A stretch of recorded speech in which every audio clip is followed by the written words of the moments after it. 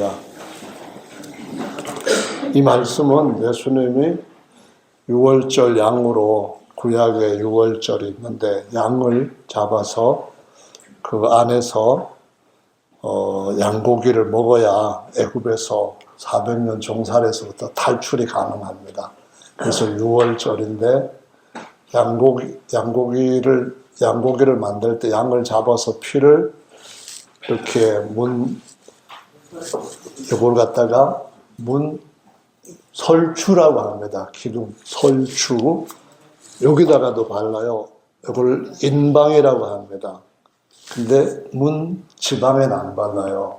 피는 거룩하기 때문에 여기는 안 발라요. 밟고 지나가면 안 된다고 해서 한국 사람들도 문지방 밟고 다니지 말아라 그런 말을 옛날에는 많이 했어요. 근데 지금은 청소기가 거실에서부터 버크로 사방 돌아다녀야 되니까 아파트에는 문지방이 없어요. 그래서 문지방 밟지 마라 그런 말도 없어졌는데 문지방, 문인방, 문설주 이렇게 차이가 나는 것은 하나님께서 피를 바르게 하실 때도 그런 말씀을 하셨어요. 피를 중시하는 이유는 짐승한테나 사람한테나 피를 누구 걸 흘리면은 하나님이 그 사람의 피 또는 그 짐승의 피를 흘리게 하겠다. 피는 육체 생명이다. 이런 말씀에서 나오는 만큼 중요한 거거든요. 그래서 우리가 피를 흘려서 누구한테 그걸 준다고 하는 것은 그것보다도 더 큰 사랑은 없다라고 말씀하는데도 이 피가 중요한 것을 보여주셔요. 예수님이 이 말씀을 하신 것은 앞에 말씀을 보시면은 그때가 언젠가 하는 것을 잘 말씀하고 있습니다. 유월절 양으로 자기가 돌아가시고 그 피를 우리 영이 살고 있는 우리 집에다가 문설주에도 바르고 문인방에도 발라야 되고 발바닥에 바르면 안 되고요. 그래서 발에도 피를 오른 발가락에다가 바르고 또 오른 손가락, 엄지가락에도 바르고 오른 귓불에도 바르고 그런 것이 제사장 위임식에서 꼭 필요한 건데 듣는 것도 오른쪽으로 듣고 손으로 그 모든 일하는 것도 오른손으로 하고 그리고 걷는 길도 오른 길을 걸으라 해서 제사장한테는 피를 여기도 바르고 여기도 바르고 여기도 바르고 오른쪽 엄지에다가 바르는 거예요.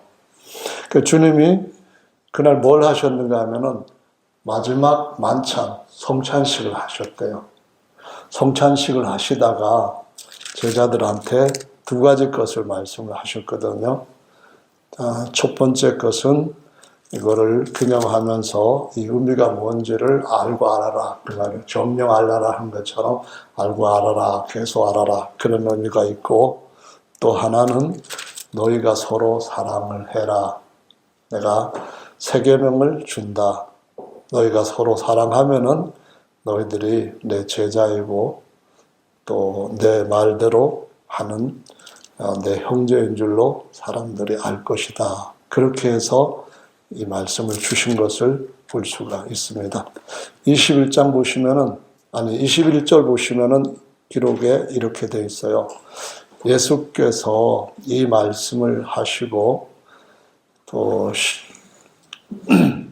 심령에 민망하여 증거하여 가라사대 내가 진실로 진실로 너희에게 이르노니 너희 중에 하나가 나를 팔리라 라는 말씀하셨어요. 원래 이 단어는 판다는 의미와는 조금 달라요. 넘겨주겠다 그런 말로 많이 쓰거든요. 나중에 형제들이 세상에다가 형제들을 넘겨준다 그럴 때라든가 대제사장이 그리스도 예수님을 그 총독 빌라도한테 넘겨준다든가 그런 넘겨주는 건데 돈을 받고 넘겨준다고 했기 때문에 판다는 말로 번역을 더 많이 했어요. 그럼 누가 뭘 했다는 거냐 하면은 예수님의 제자 중에 가장 머리 잘 돌아가는 가롯 유다가 예수님을 팔았다는 거예요.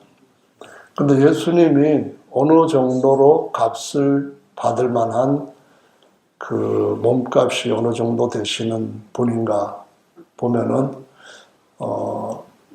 그 가롯 유다가 받은 돈은 은 30이었는데 소 한 마리 정도, 소 한 필 정도 값이었어요. 그럼 예수님 같은 경우는 완전히 헐값으로 팔리신 거예요.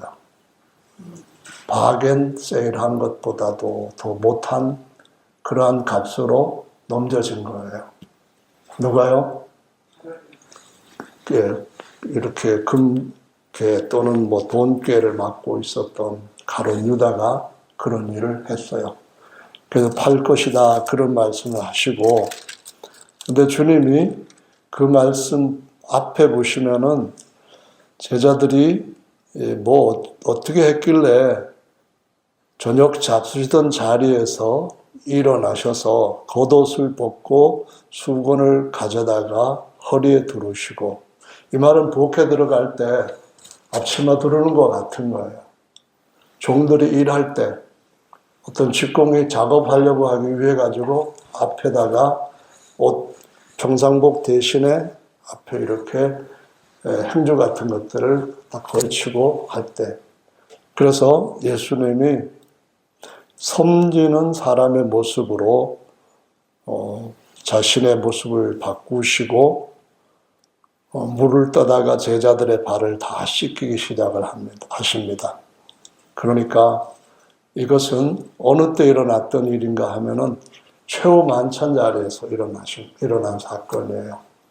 내가 너희들을 위해서 죽을 거다 그러는데, 그냥 예수님이 자원해서 그렇게 하실 수 있는데도 불구하고 가롯 유다는 거기서 악역을 했어요. 자기의 선생님을 헐값에 팔아넘긴 거예요. 뿐만 아니라 자기의 주님을 팔아버린 거예요. 주객에 전도된다는 말이 있잖아요. 종이 주인을 팔아먹는 법은 여기밖에 없는 것 같아요. 주인이 당시에 종 파는 것은 일상이었어요. 그런데 예수님한테 3년 반 동안이나 배웠던 제자 중에 머리가 가장 명석하다고 인정되던 유다가 자기 주님을 팔아버린 거예요. 근데 그분이 바로 하나님의 아들이라고 하는 걸 여러 번 들었는데도 불구하고 하나님의 아들의 값으로 받으려고 하지도 않고 속값 한 마리로 퉁쳐버린 거예요. 그래서 주님께서 그런 말씀을 21절에서 팔 것이라는 말씀을 하셨는데, 수건을 두르신 이유는 다른 것이 아니고 섬기기 위해서인데, 사람들에게 발을 씻기는 거예요. 발을 씻길 때 그냥 높은 데로 올라가세요. 그리고 밑에서 쭉 서가지고 발 앞으로 내밀어 그걸 이렇게 씻기고 그런 것은 아니에요. 사람들이 앉아서 먹을 때 그 앞에 무릎을 꿇고 그 다음에 물을 떠다가 그 앞에다가 놓고 발을 씻기고 수건으로 닦고 뭐 그러는 거죠. 이런 것이 우리가 배워야 된다고 해서 성경에서 주님께서 하신 말씀을 따라 1년에 한두 차례씩 뭐를 하나요? 세족식이라고 하는 것을 해요. 왜 하는 거죠? 주님이 하라 했으니까 한다. 그건 아니에요. 그럼 왜 하는 거죠? 이유가 중요한 것이 있어요. 그 이유는 다른 요한복음에는 기록이 안 돼 있는데, 특히 누가복음에 보면은 사람에 대한 모습을 기록한 성경이다 보니까 형상이 마태복음은 사자, 마가복음은 소, 또 누가복음은 인생에 대한 사람 그 모습이고, 요한복음은 독수리, 이런 특징을 가지고 기록된 내용들을 살펴볼 수가 있기 때문에 누가복음에는 기록이 되어 있어요. 누가복음에 보시면은 한번 어떤 일이 있었는가를 살펴보겠습니다. 24절이에요. 22장 24절.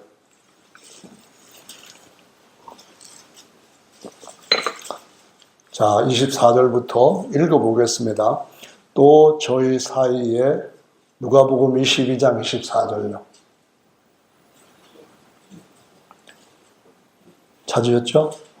네, 30절까지 읽을 거예요.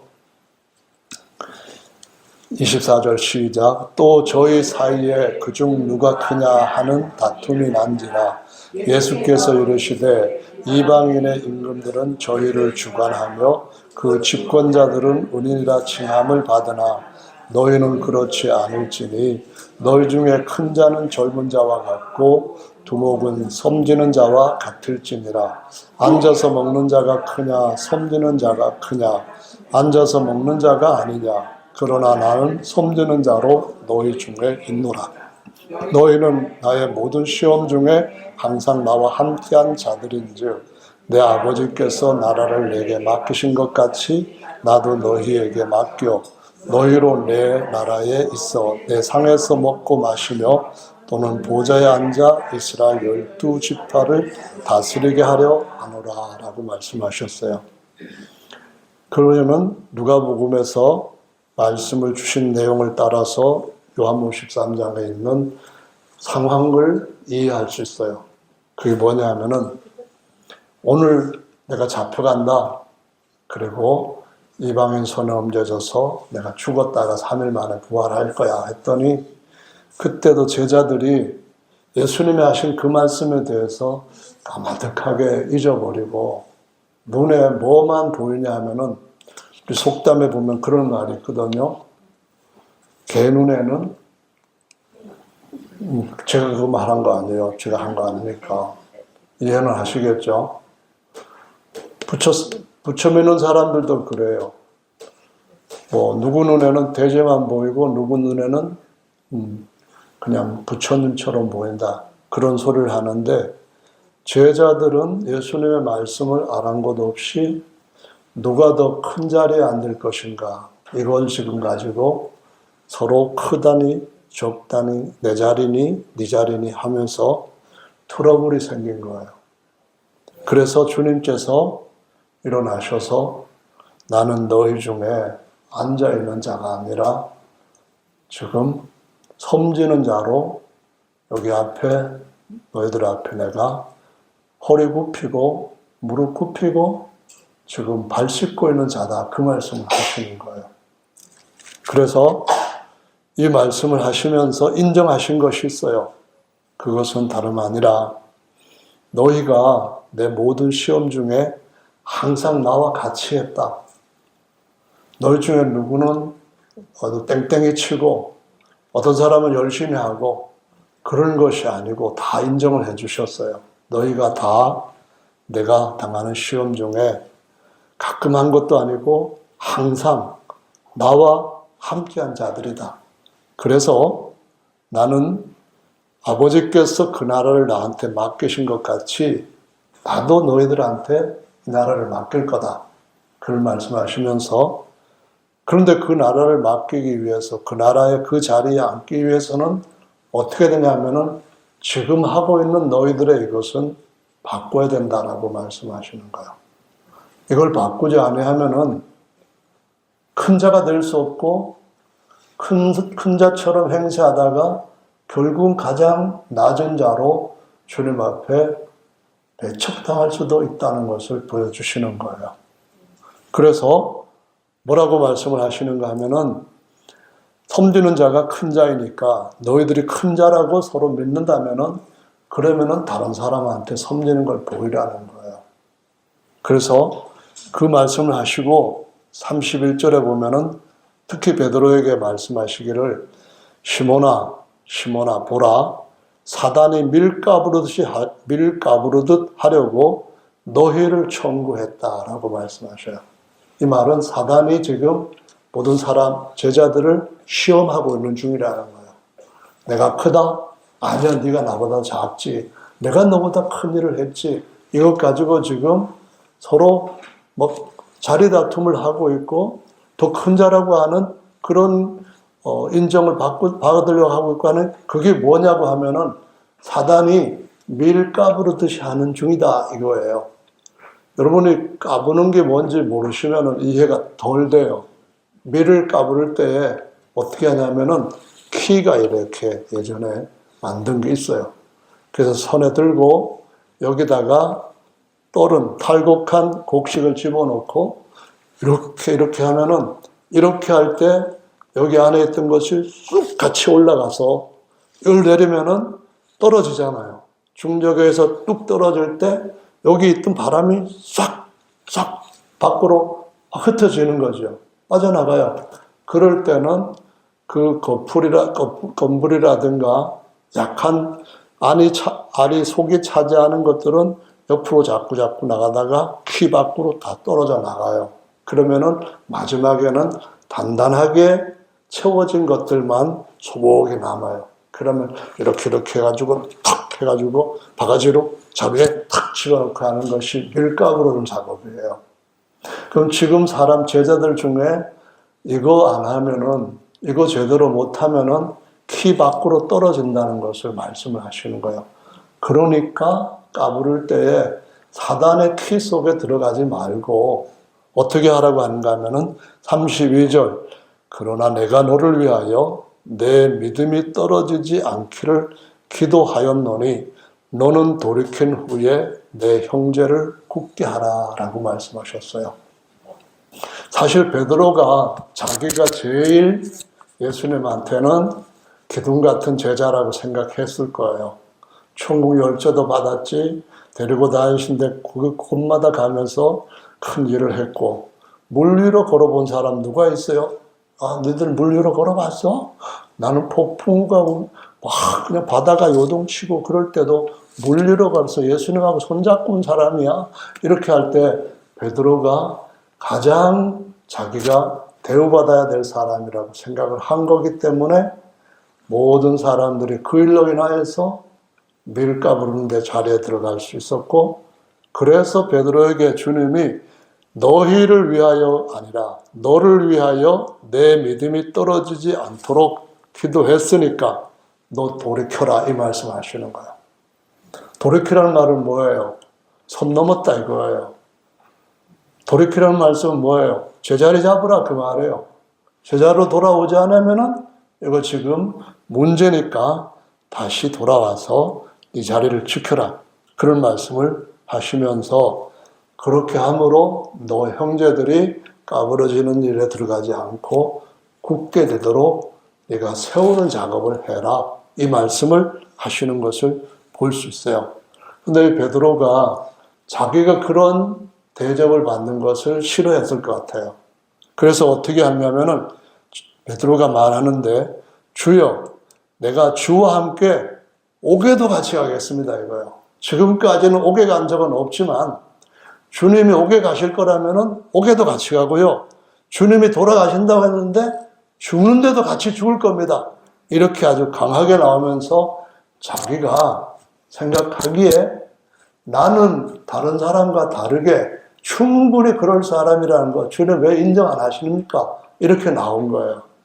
그러니까 주님이 뭐라고 하셨는가 하면은 34절 베드로야 내가 너한테 말하노니 오늘 닭 울기 전에 마가복음에는 2번 울기 전에 그러면서 뭐라 하냐면은 너는 나를 모른다고 3번 부인할 거다 이렇게 대답을 하셔요.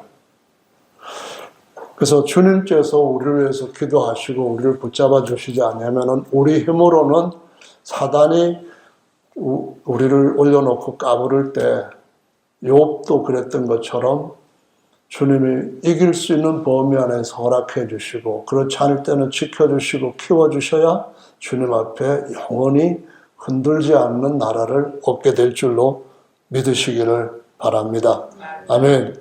그래서 이 말씀이 이 뒤에 이어지는 말씀하고 같이 연결이 되는 걸 보실 수가 있어요. 한번 요한복음 13장 말씀으로 다시 돌아와서 보십니다. 13장 아까 본문으로 읽었던 말씀입니다. 13장 36절부터 제가 읽어볼게요. 시몬 베드로가 가로되 주여 어디로 가시나이까? 예수께서 대답하시되 나의 가는 곳에 내가 지금은 따라올 수 없으나 후에는 오리라. 베드로가 가로되 주여 내가 지금은 어찌하여 따를 수 없나이까? 주를 위하여 내 목숨을 버리겠나이다. 예수께서 대답하시되 내가 나를 위하여 내 목숨을 버리겠느냐? 내가 진실로 내게 이르노니 닭 울기 전에 내가 나를 3번 부인하리라 라고 말씀하셨습니다. 그러면서 하신 말씀이 형제를 서로 사랑하라라는 새 계명을 주셨대요. 그러면 새 계명은 뭐냐 하면은 땅에 있는 것은 다 헌거예요. 땅에 속해 있는 율법은 옛 율법은 헌거고 새로운 것이 하늘의 진리로 온 것이 새 것이에요.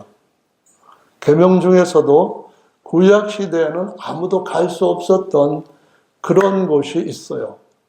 베드로라 할지라도 음부로 가는 아직까지 새로운 계명을 주시지 않았던 시기에는 죽으면 다 음부로 갔어요. 근데 주님께서 지금은 뭐라고 말씀하시는가 하면은 내 아버지 이렇게 표현할 때 하늘에 계시는 우리 아버지 이렇게 표현하셔요. 그 말은 무슨 말이냐면은 구약의 혈육의 형제들, 야곱한테 12아들 있잖아요.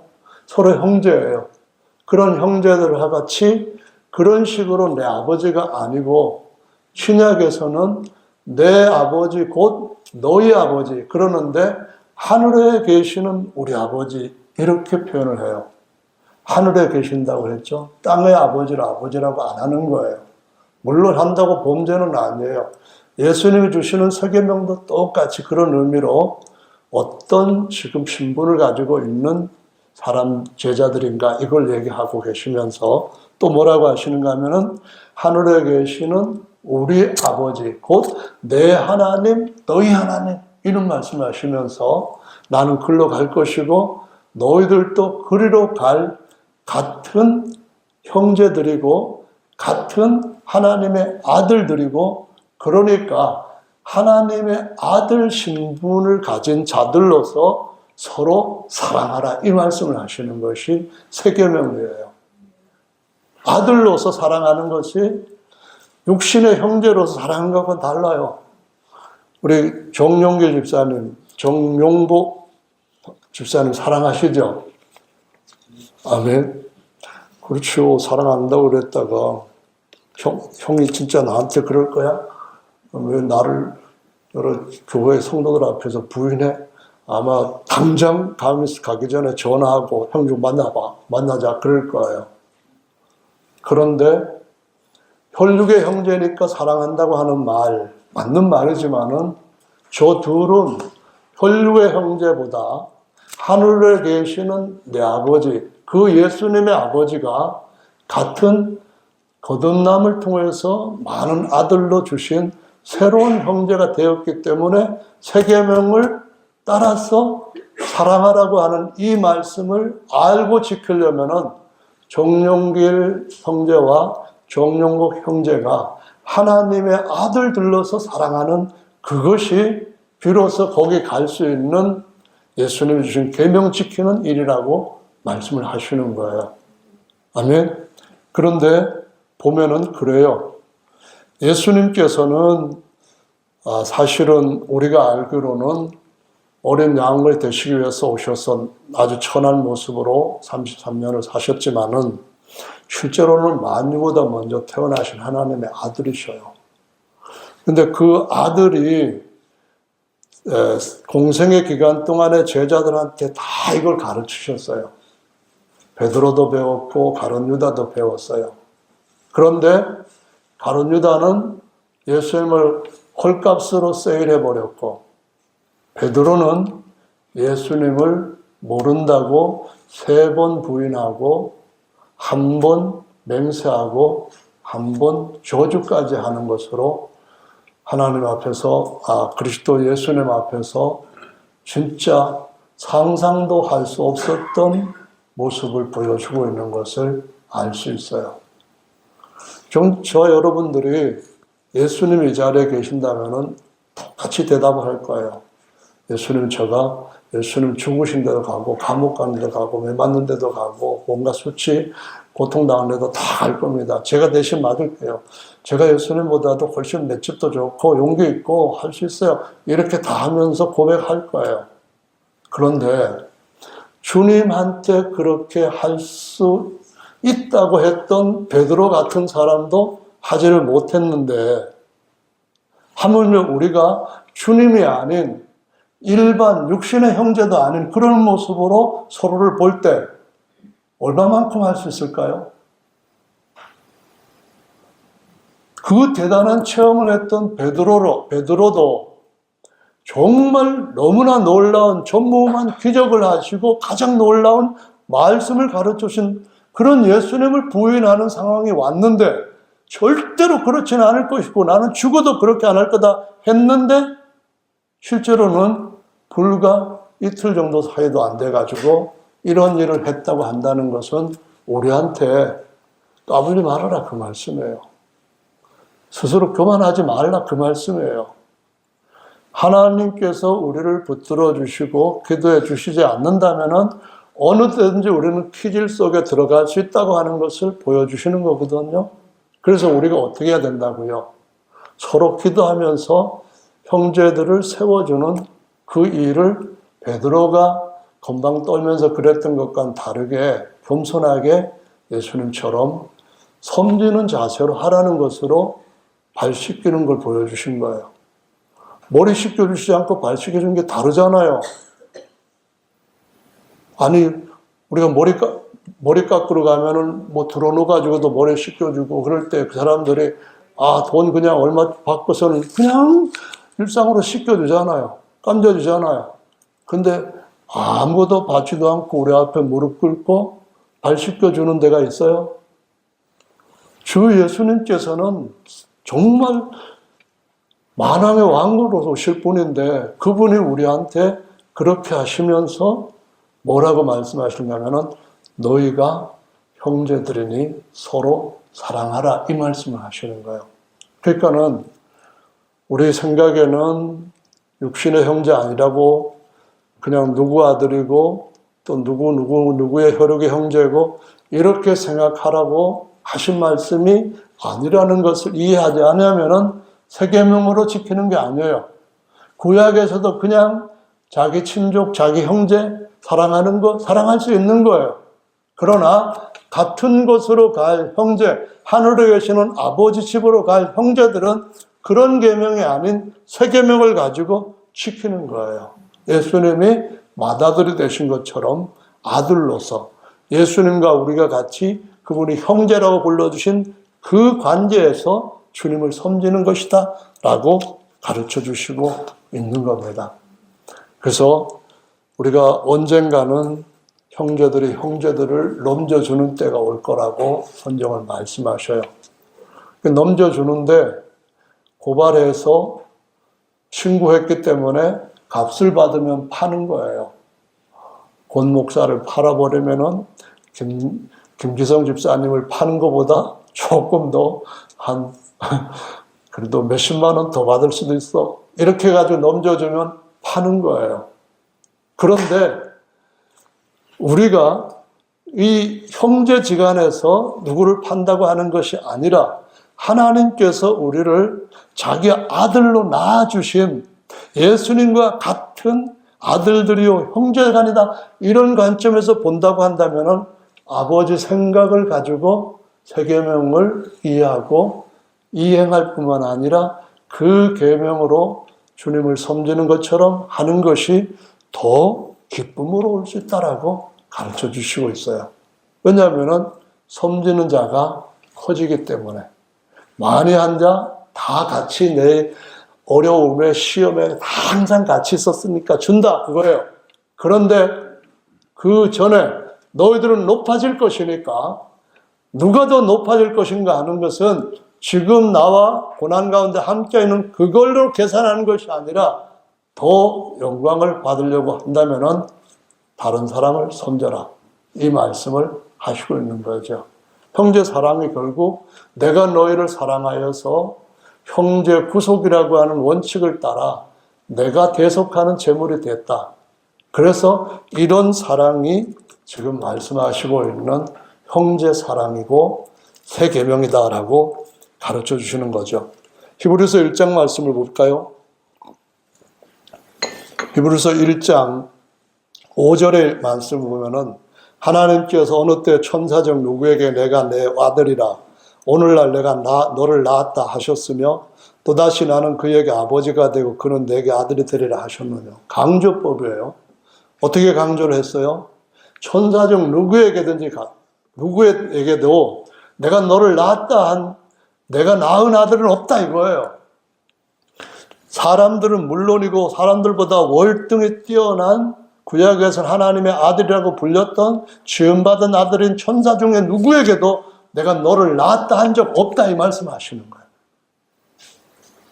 그러면서 강조하시기를 나는 그에게 아버지가 되고 그는 내 아들이라 두 번씩이나 이렇게 강조하시면서 관계를 확증하시는 거 보셨어요?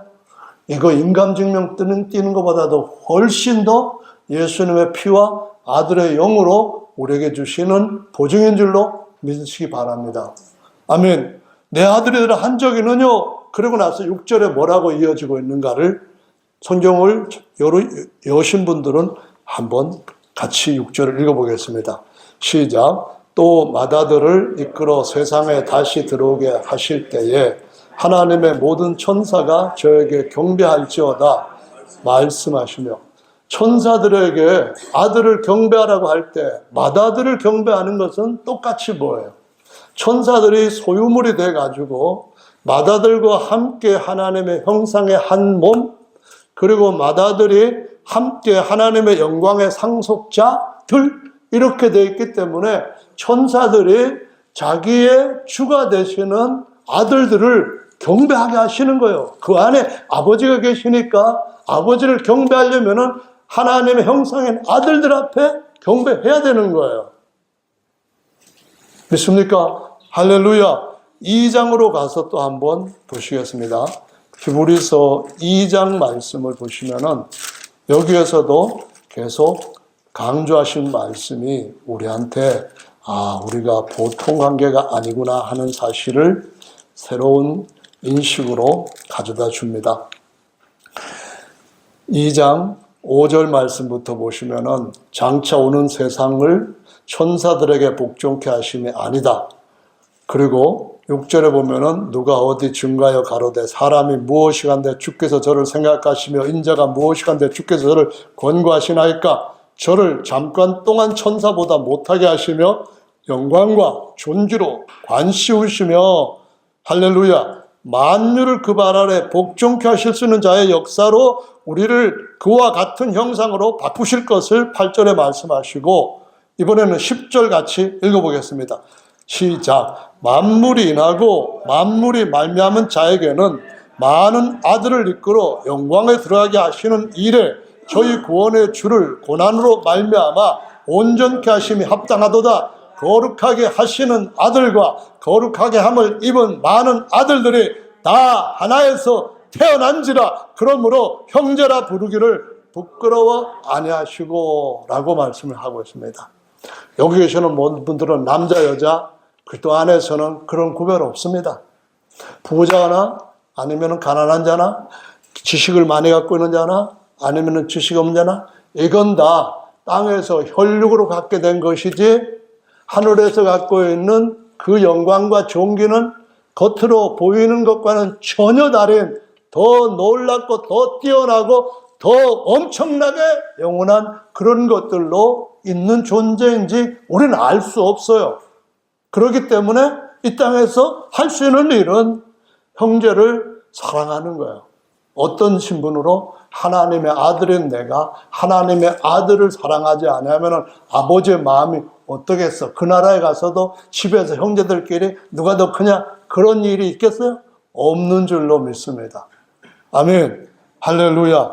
그래서 요한계시록에 보면 요한계시록 2장에 가보면은요. 형제에 대한 것이 나오는데 계시록 2장에서 에베소 교회에 대한 말씀을 함께 보시면은 좋겠습니다. 자, 3절, 4절을 3절, 4절, 5절을 같이 읽어보겠습니다. 시작. 또 내가 참고 내 믿음을 위하여 그리고 게으르지 아니하는 것을 알아라. 그러나 너를 책망하고 싶지 않으니 너희 처음 사랑을 버렸느니라. 그러므로 어디서 떨어진 것을 생각하고 회개하여 처음 행위를 가지라. 만일 그리하지 아니하고 회개치 아니하면 내가 내게 임하여 내 등대를 그 자리에서 옮기리라 라고 말씀을 하셨어요. 처음 행위가 뭐냐? 대부분 개신교는 진리를 모르기 때문에 예수님 처음 믿었을 때 예수님 사랑, 그 첫사랑 그런 생각을 합니다. 그게 아니고 이 말씀은 요한 1서에서 보면은 형제들을 사랑하는 그 세계명에 대해 가지고 계속 강조하는 배경이 되고 있어요. 에베소 교회는 초기 교회, 초대 교회의 상을 보여주시는 7 유형 중에 첫 번째 교회이거든요.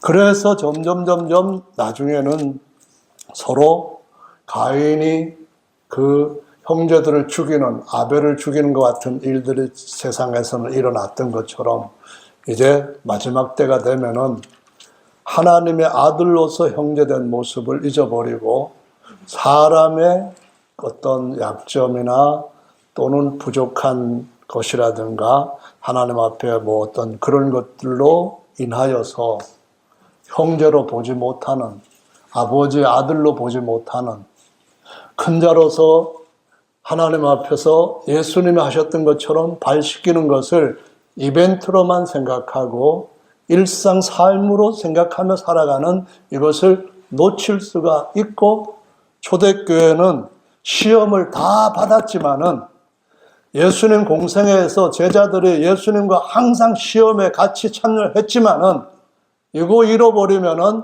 너 등대됨을 하나님 앞에 세상에 비치고 영원히 하나님의 영광의 등대가 될 일을 너에게서부터 옮겨버리겠다. 받는 대로 전달해버리겠다. 돈 안 주고 너는 돈 받을 것 없이 그냥 넘겨버리겠다. 이 말씀을 하시는 거죠. 그래서 지금 우리는 어떤 시대에 살고 있냐 하면은 3장의 시대에 살고 있어요. 3장에 보시면 계시록 3장 7절 말씀에 있습니다. 3장 7절 찾았으면 같이 읽어보겠습니다. 시작.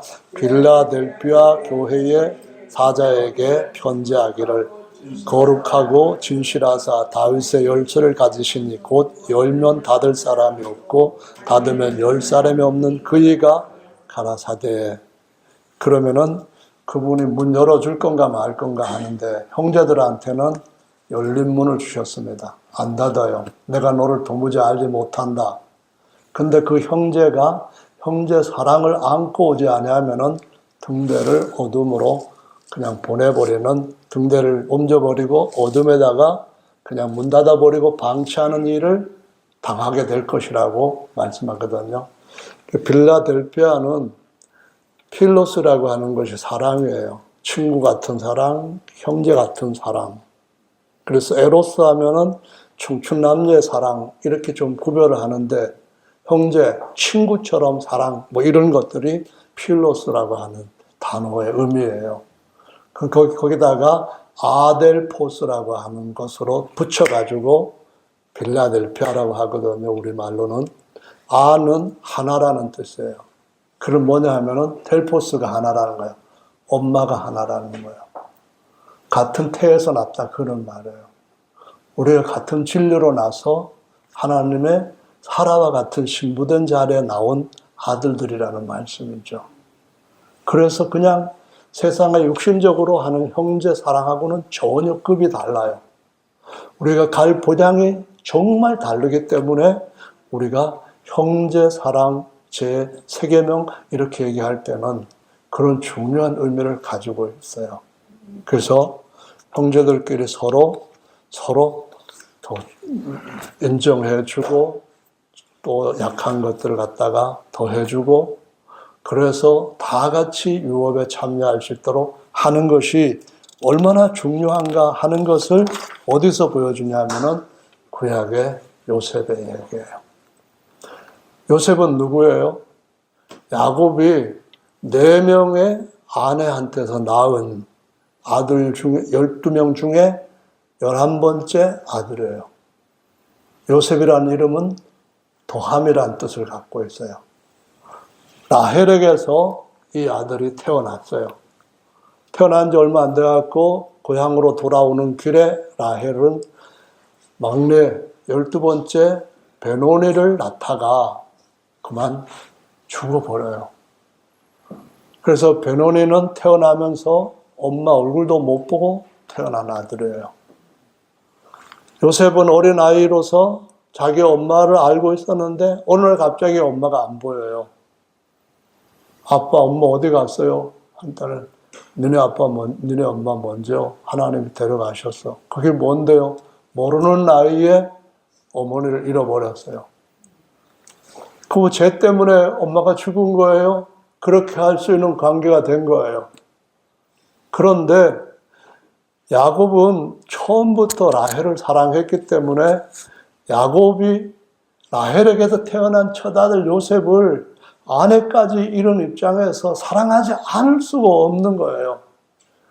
형제들은 전부 다 적어도 이삭 시대만 해도 누구 아들이냐에 따라 가지고 유업을 얻거나 못 얻거나 그렇게 돼요.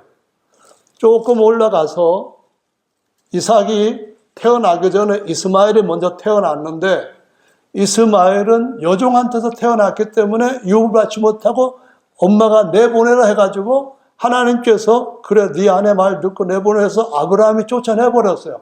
거의 아무것도 주지 않은 상태에서. 그럼 종이 낳은 사람은 대우를 못 받는 거예요. 유산을 같이 못 얻는 거예요. 그런데 야곱에 대해 와서는 그러한 규정, 구별이 없어져 버린 거예요. 왜 그럴까요? 야곱은 이삭이 거듭난 자의 모형이고 거듭난 자 안에는 두 종류의 사람이 여전히 존재한다는 것을 두 아들을 쌍둥이를 통해서 보여주시는 거예요. 첫째 아들은 에서예요. 먼저 태어난 겉사람이 거듭나고 난 후에도 있다는 거예요. 그래서 우리가 보면은 누구는 박씨, 누구는 김씨, 누구는 송씨, 누구는 정씨 이 처음에 났던 겉사람이 그냥 있는 거예요. 에서라고 비유되는 사람이 있는 거예요. 반면에 나중난 자라는 거듭난 속사람은 하나같이 하나님께로부터 태어난 아들이고 똑바로 아들 신분을 가지고 살면은 겉사람에서까지 맏아들의 형상과 같은 형상으로 바꿔줄 대상이기 때문에 그 육체 겉사람으로서 어머니가 누구냐 하는 것은 큰 문제가 안 되는 그런 시기에 살고 그 환경 가운데 태어나서 살아가는 거예요. 우리 모두가 다 육신의 부모가 누구냐, 육신의 어머니가 누구냐가 아니라 같은 한 어머니한테서 태어나고 같은 아버지로부터 태어난 아들이기 때문에 자기 형제들한테 대하는 것이 어떻게 해야 되는 거 다 알잖아요. 애틋하고 못 살면은 잘 살면 좋겠다고 하는 마음 다 갖고 있고 도와줄 수 있으면 도와주고 싶고 뭘 잘못했으면은 다른 사람한테 그거 퍼지지 않도록 그냥 그렇게 어떻게든지 간에 막아주고 덮어주고 허물을 보지 않고 내가 대신해서 어떤 게 안에 그를 변호하겠다고 하는 그런 마음을 육신의 형제들도 갖고 있잖아요. 그런데 우리는 하나님의 아들로 태어난 속사람에 대한 것을 갖지 못했고 그런 것에 대한 것들을 구별하지 못했던 이 시기에는 형제들이 서로 어떤 상태에 있는가 하는 것을 12아들의 행위들을 보면서 보여주시고 있는 거예요. 어떻게 했죠? 요셉을 팔아먹어버렸어요. 예수님을 팔아버렸던 유다처럼 요셉을 팔아먹어버렸어요. 팔려가는데 처음에는 팔려가는 것도 아니었어요. 큰 양떼를 잡아먹으러 오는 사자나 곰들이 오는 자리에다가 함정을 파놓고 그 안에는 물을 가득 채워놓거나 물이 전혀 거의 없는 지역이기 때문에 밑에다가 날카로운 기둥들을 막 세워가지고 빠지면 거기 그냥 확 찔리게끔 하는 그런 구덩이에다 집어넣어버렸는데 다행히 물도 없고 이 요셉이 죽을 만한 그런 환경은 아니었기 때문에 거기 떨어진 거예요. 그런데 루벤이 그 동생을 다른 형제들이 보지 못할 때, 안 볼 때 가만히 꺼내가지고 팔아버린 거예요. 팔기라도 한 거예요. 그래서 착고에 도망가지 못하도록 발목이 사슬에 매인 채로 그 먼 거리 애굽까지 노예상에 끌려서 팔려간 거예요. 근데 이 요셉은 도함이라는 말씀이 뭐냐면은 장자가 되면은 받는 복이 있는 사람을 보여줘요. 도함. 요셉이 낳은 두 아들은 하나는 잊어버림이고 하나는 창대함이에요.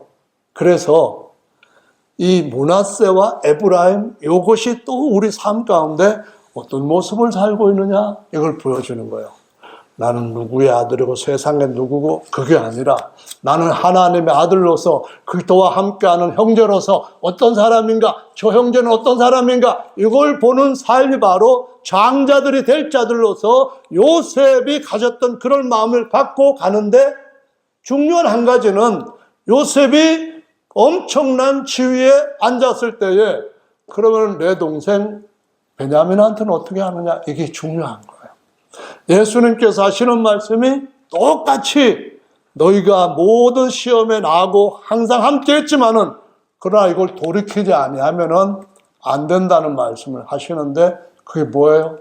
형제를 하나님의 아들, 하나님의 서로 아들들로 알고 그 형제 사랑을 하라, 이렇게 가르쳐 주시는 거거든요. 그래서 저와 여러분들은 주님께서 인감 떼어 주신 것 볼 때 분명하게 성령으로 인감 도장 딱 찍으셔서 형제라고 분명하게 확증해 주신 줄로 믿습니다. 그래서 그 신분으로 끝까지 승리하면서 살아낼 운명에 처해진 자들이라고 말씀하시는 겁니다. 할렐루야.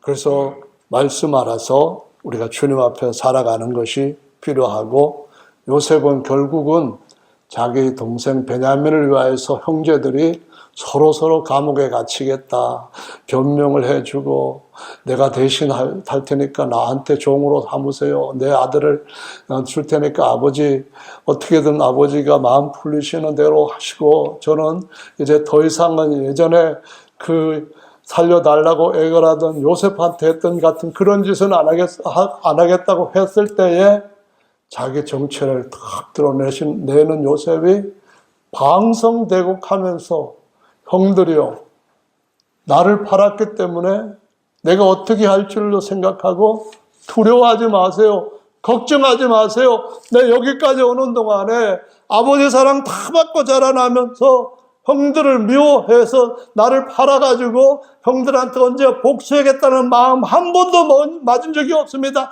오직 나와 함께 하시는 하나님이 내 위로가 되시고 내 아버지가 되셨고, 그러기 때문에 나 지금 형제들한테 절대로 감정 없으시니까 염려 놓으세요. 내가 당신 자녀들을 다 거두어 키우겠습니다. 이렇게 나옴으로써 함께 애굽에서 가장 로얄 패밀리로서 살아가는 특권을 같이 누리는 일을 보여주시고 있는 겁니다. 그 장면은 너무나 극적이고 엄청 울컥하잖아요. 우리가 육신의 형제의 것들을 하나씩 잊어버리고 속 사람을 보면서 서로 약한 베냐민인데 그런 말로 그를 붙잡아주고 일으켜 세워주고, 그렇게 가다가 보면은 하나님께서 아들을 하나님 우편에 오른손으로 앉힌 것처럼 베냐민이라고 하는 그 자가 우리 주변에 누구인가를 생각하고 그를 위하여서 예수님 앞에서 이렇게 할 때 그걸 보시고 주님께서 우리도 자기 앉으신 하나님의 우편의 자리에 오른손으로 영원히 앉히실 줄로 믿으시길 바랍니다. 우리는 이런 말씀들을 알고 배워가고 훈련해가고 또 바꿔가고 그런 삶으로 더 온전한 자리에 들어가야 될 사람들로 살아가고 있는 거죠. 할렐루야. 그래서 요한일서는 시간상 안 읽겠습니다. 형제 사랑 계속 강조하는 것이 많이 나와 있어요. 요한일서는 나중에 읽고요. 마태복음 25장의 말씀에 보면은 세 가지 천국 비유가 나오는데, 첫째는 열처녀, 우리가 지금 처녀래요. 전체가 다 하나님의 신부될 자들이래요. 두 번째로는 충성된 종이 되라는 거예요. 그 말 중에 종이 되라고 할 때 그 의미는 우리가 형제 사랑할 때 뭐가 문제가 있으면은 네가 그 자리에 들어가서 네가 그걸 대신 짊어져라, 이 말씀 하시는 거거든요. 요한복음 15장의 말씀에 보면은 13장에서 하셨던 말씀대로 또 한 번 형제 사랑에 대한 말씀을 하시는 걸 볼 수 있어요. 15장 12절 말씀을 찾으셔서 읽어보겠습니다. 15장 12절부터 15절까지 읽어보겠습니다. 시작. 내 계명은 곧 내가 너희를 사랑한 것 같이 너희도 서로 사랑하라 하는 이것이니라. 사람이 친구를 위하여 자기 목숨을 버리면 이에서 더 큰 사랑이 없나니 너희가 나의 명하는 대로 행하면 곧 나의 친구라. 이제부터는 너희를 종이라 하지 아니하리니 종은 주인이 하는 것을 알지 못함이라. 너희를 친구라 하였노니 내가 내 아버지께 들은 것을 다 너희에게 알게 하였음이라. 여러분, 친구라 할 때 같은 연배에 같이 잘 알고 오랫동안 지냈던 그걸 친구라고 하는 것, 세상에 있는 친구는 그래요. 그런데 성경에서 세 계명 안의 친구는 달라요. 어떤 친구가 됐냐 하면은 아브라함이 하나님의 친구라고 하는 것처럼 예수님이 형제들을 친구라고 부르시는 거예요. 예수님께서 우리를 친구라고 부르시는 것은 우리가 그분을 위하여서 그분이 우리를 위해서 죽은 것처럼 진짜 죽을 수 있는 근본적인 섬길 수 있는 마음이 있다는 것을 인정해 주신다, 그런 말이에요. 그래서 주님께서 우리한테 주님을 대하는 그런 관계에서, 그런 상황에서 친구로서 돌아가시는 것, 죽는 것 좋은 거예요. 최상이에요. 그런데 그것으로 끝나지 않는 거예요. 주님 가시고 난 뒤에 이 땅에 있는 남은 교회는 서로를 어떻게 섬기라고 종이 되라고 하는가 하면은 세 번째 25장 천국 비유에서 양과 염소를 등장시키는 거예요. 양은 힘이 별로 없어요. 염소는 힘도 세요. 양은 조금 어떤 부분에 모자라요. 염소는 양보다 능가해요. 그래서 자기가 양에 대해 가지고 가끔 가다가 탁 밀기도 하고 먹지 못하도록 물을 흐리기도 하고, 그리고 그냥 꼴도 내가 배부르니까 저거 못 먹게 해야지 하고 밟아버리고, 그런 말씀이 에스겔서의 이 시대의 상을 예언하는 말씀들로 등장을 해요. 근데 주님이 뭐라고 말씀하시는가 하면은 언제 우리가 주님이 오게 가신 걸 봤습니까? 그렇으면 우리가 왜 방문을 안 하고 위로드리러 가지 않았겠습니까? 언제 병드신 거 봤습니까? 한 번도 그런 적이 없는데 우리한테 억울하게 그렇게 말씀하시면은 우리는 할 말 없지 않습니까? 이렇게 나올 때 주님이 하신 말씀이 형제한테 안 한 것이 내게 안 한 건지 그거 모르느냐? 형제한테 한 것이 아니라 내게 한 것으로 여기고 상 주는 거 모르느냐? 형제를 섬겼다면은 나를 섬긴 것으로 내가 이해하고 받아들이고 너에게 주인의 모든 즐거움에 참여하라고 다내주는 거, 너 가르치는 거 못 배웠냐?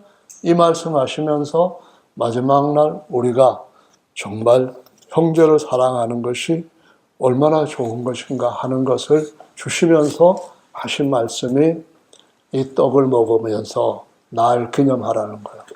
내 한 일을 기억하고 너희가 그걸 못하겠거든 발까지 씻으면서 배우라고 말씀을 하시는 거예요. 믿습니까?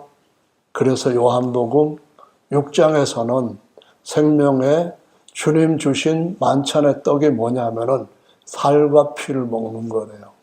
그걸 우리가 우리 자신을 내려놓고 주님의 말씀에 따라 하나님 아버지 집 세우기에 갈 길을 간다고 한다면은 나는 예수님의 만찬 때 주셨던 살과 떡, 그걸 먹고 피와 포도주 음료수를 마실 수 있어서 지금은 너희가 오지 못하나 후에는 오리라고 하는 말씀이 우리 것이 될 줄로 믿습니다. 이제 마지막 좀 우스갯소리로 마무리를 하겠습니다. 저는 제 아내가 아침, 저녁, 아니 아침, 점심, 도시락, 저녁 밥 해주는 거 계속 먹어서 되게 미안한 감도 있어요. 밥하는 게 쉬운 일 아니잖아요. 제가 많이도 아니고 안 해봤기 때문에 잘 모르지만 항상 너무 힘들대요. 근데 어떤 아내들은 그렇게 삼식이 되게 안 좋아한다고 그러더라고요. 근데 저는 아직 미워하는 건 안 받고 있어요. 집에서 한 끼도 안 먹고 아침도 출근해서 회사에서 먹고 저녁도 회사 먹고 점심은 당연히 하고 집에 와서는 아내한테 상처를 달라 하지 않는 사람을 가리켜서 영식이라고 한대요. 근데 저녁에는 와서 같이 먹는 사람을 일식이라고 한대요. 근데 아침도 먹고 퇴근해서 집에 와서 저녁도 먹으면은 두식이라고 한대요. 아침, 저녁, 세 끼를 다 집에서 자기 부인이 챙겨주는 걸 먹는 사람을 삼식이 세 끼 먹는다 해서 삼식이 세 끼라 그랬대. 그러다가 출출하다. 6시 반에 밥 먹고 나니까 자려고 하니까 배가 고파갖고 못 자겠어. 뭐 간식 없어? 그래가지고 간식까지 먹는 사람 갖다가 갓나새끼라 한대. 새끼에다가 간식까지 먹는다.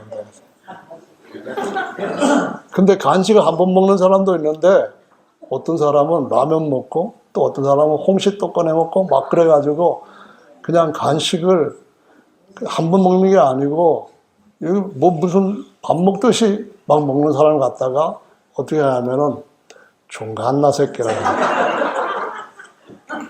종종 간식을 하는 새끼에다가 더한 사람, 그런 의미로 욕한 거 아니에요.